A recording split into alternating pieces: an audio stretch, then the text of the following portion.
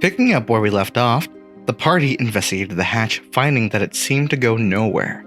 All that was there was an empty dark void, the ladder connecting to it, and a lever with the number 2 engraved into it. Of course, curiosity got the best of our dear Kender friend, who climbed up the ladder and pulled a device that caused him to suddenly get pulled up into the dark expanse along with the ladder. Zalara, wanting to avoid losing someone again, picked up various pieces of rubble and toyed with the extraordinarily strange hatch. Her experiments are quickly interrupted by Trist's return from the 2nd floor. Trist revealed his findings to the party, letting them know there was another lever above with the number 1 on it that teleported him back here. With nowhere else to go, the party took the plunge and made their way to the 2nd floor. Ahead of them now was a hallway that parted in 2 ways, with some visible doors to rooms. In the distance, the party could hear the heavy footsteps of something pacing with an unnatural rhythm. The sound came from the south side of the house, which was also where the injured woman was seen.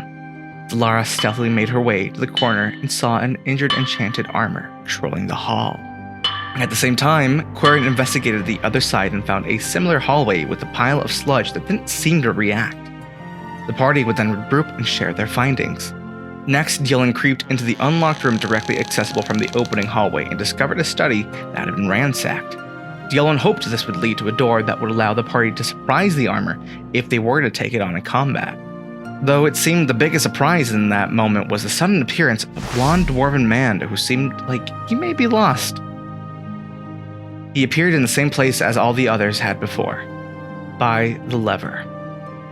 He introduced himself as Bromgus, an adventurer who had also been called to the manor by a letter he had clearly not treated well.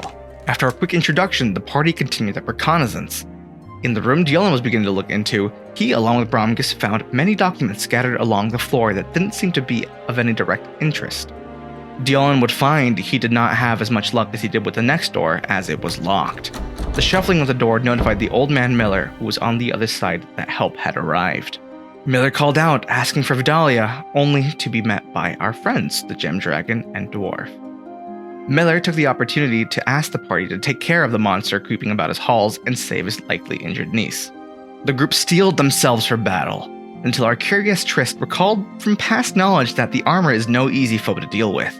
Now faced with a challenge, the party attempts to scour the manor safely for clues as to what they could do to defeat this monstrosity. Zalara seems ready for a fight, while the others choose to dig a little deeper before beginning the battle. Quarian investigates one of the nearby rooms.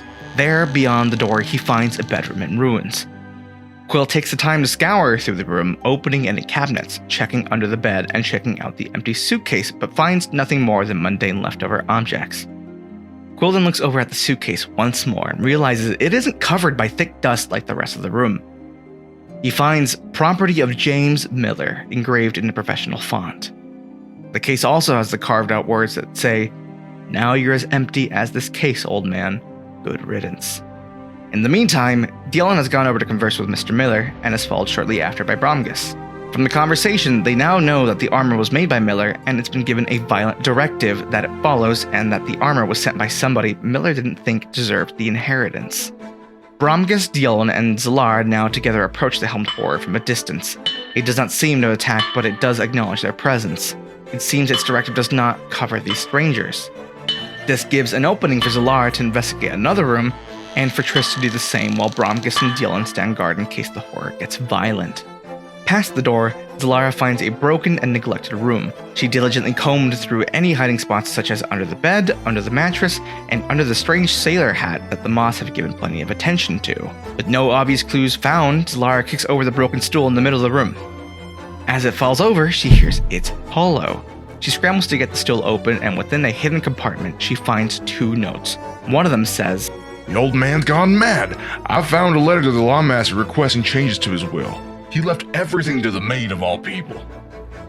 The second reply says, "I think it's time we have a family meeting. Bring the boys too, will you? The cart will be ready for travels behind the maze." Zalara then joins Dylan and Bromgus in the hall. Dylan readies himself for the dangers of battle by casting Shillelagh and guidance on himself. He and Bromgus stand at the ready, keeping a diligent eye on the horror. The both of them observe the horror pace back and forth in the hall, while not taking any aggressive actions towards those in the hall. A feminine voice can be heard coming from somewhere in the hall, muffled by a door and the loud footsteps of the horror. The horror turns on its heel towards the sound and lets out a low growl as it readies its weapon in a defensive stance. It seems the party needs to act quickly before somebody gets hurt. Find out next week on the restoration of the Miller Manor.